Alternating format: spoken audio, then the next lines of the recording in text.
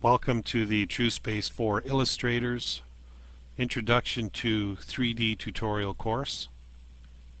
Let's begin this course with a display of box modeling techniques using trueSpace's cube primitive creation tools. Let's create a cube, and this cube will be used as a base for a perfume bottle. We'll change to a solid outline mode and move this object to the center of our workspace. Select the four corner edges of this particular cube. Using our view tool, we can rotate around, select just these four corner edges, and once we have these four corner edges selected, we'll use the chamfer tool and its properties panel to numerically set the length of our chamfer. Now let's select and right click the top face of this object and return to point edit mode. We can adjust the height of our base, and now using the sweep tool and the point scale tool, do a series of sweep operations and box model our way up to the top of this particular object.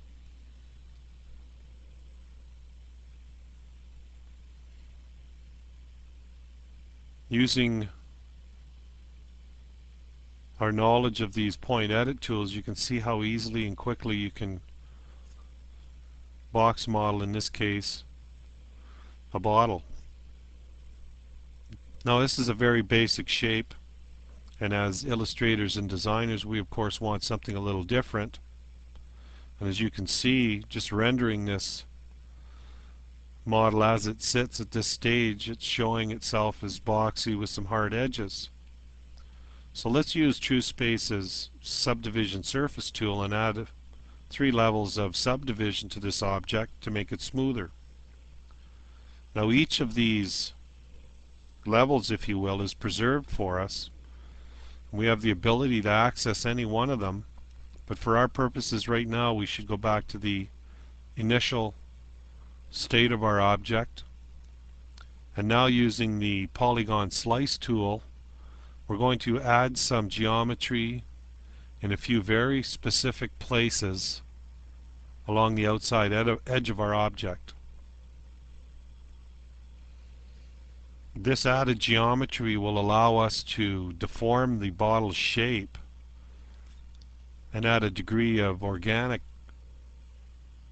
shape to it, if you will. So let's add one more level of detail in here with our polygon slice tool. Now using our object scale tool, show you how easy it is to manipulate the mesh and come up with a slightly organic shape. Using trueSpace's point edit tools, it's very easy to, for instance, select an edge and adjust its location or its size, further refine the mesh. Or you can select an entire face, and here we'll do a slight movement on this face to give us a little more of an organic shape. The 3D controls in trueSpace are very important, and here the bounding box has a few tools on it which, for instance, can allow us to adjust the width, perhaps the height of the object. So it's important you spend some time learning these 3D tools, allow you to work a little faster and easier in trueSpace. So here let's call up a finished organic look to this bottle.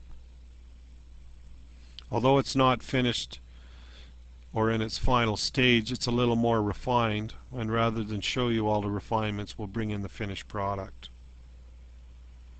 Again, our levels of SDS are alive and the object is nice and smooth, very organic looking. So we're pretty much finished with the SDS. We'll extract the final mesh, and using the shell tool, which is included in trueSpace. Let's create a shelled object.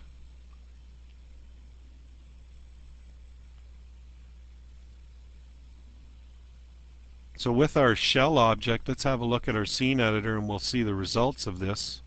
We're left with two objects, shell and shell volume.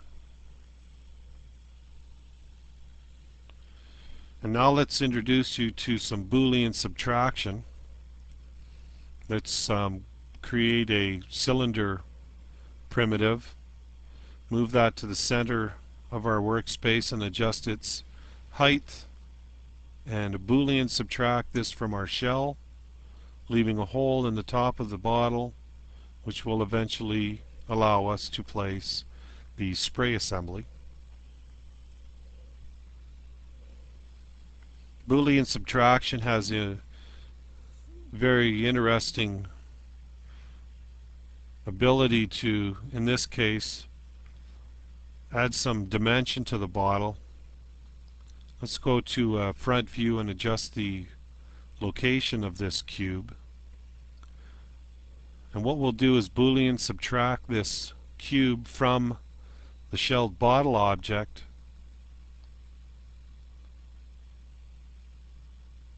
leaving us with a two-part.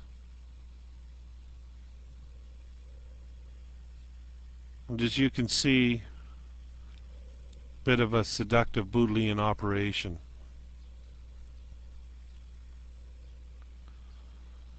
So again, further refinements of your object can be done at any stage. It's helpful that you save your objects at various states of your modeling.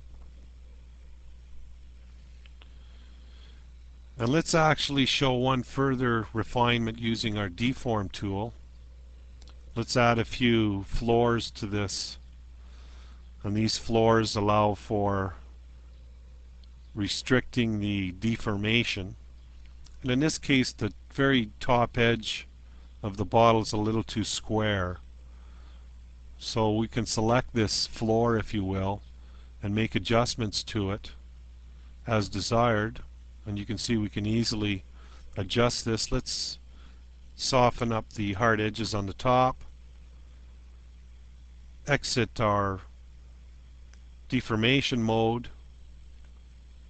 Again, give you a quick render, show you how elegant this looks.